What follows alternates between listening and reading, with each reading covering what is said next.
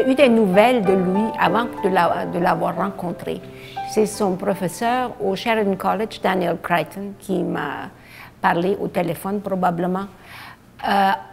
J'ai un étudiant extraordinaire qui vient du Québec, tu vas être enchanté. Alors c'est là où j'ai entendu de François. Mais la première fois qu'on a eu vraiment un contact un peu plus long, c'est quand j'ai organisé un happening sur la rue Sherbrooke. J'ai invité tous les artistes du pays et François faisait partie de ceux qui venaient du Sheridan College. Puis après, il m'a envoyé ses premières pièces qui étaient déjà extraordinaires. Et tout de suite, on a décidé de faire une exposition en 80. Les premières pièces qu'il faisait étaient évidemment encore influencées de l'enseignement du verre. Il faisait des pièces qui ressemblaient à des vases, qui étaient des vases, des bols.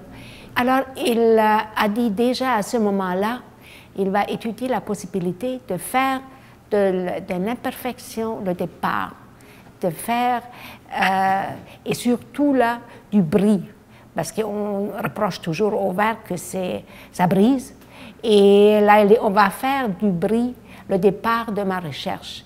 Et ça, c'était sa série la plus importante, la série des pots brisés ou des bols brisés.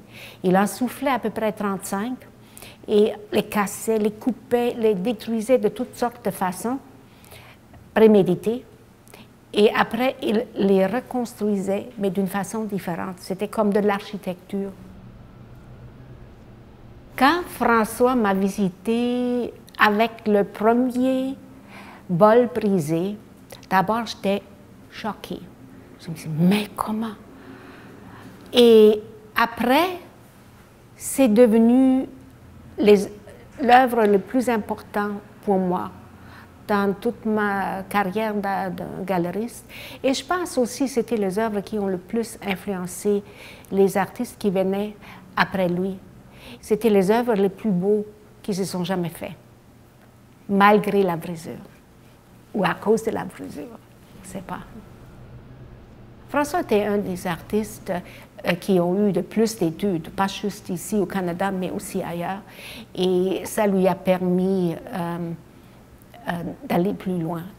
Il a inventé ses propres techniques qui lui sont nécessaires pour exprimer sa pensée, ses idées. Et ça, c'est une autre chose. Après, il y a eu Susan Edgerly qui a travaillé de la même façon. C'est quelque chose qui est typique pour les meilleurs des artistes, qu'ils inventent leurs propres techniques.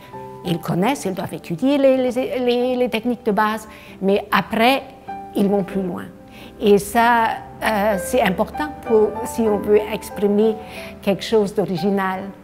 Ce n'est pas toujours possible de le faire avec les anciennes techniques. Quelquefois, oui, mais la plupart des fois, non.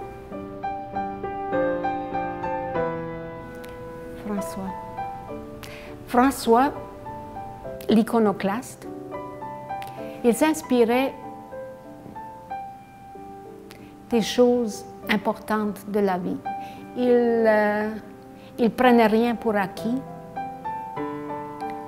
Mais heureusement, il était aussi un batailleur. Il défendait ce qu'il avait trouvé une fois qui était important. Puis, il était un homme très généreux. C'était un grand artiste, puis un grand humain.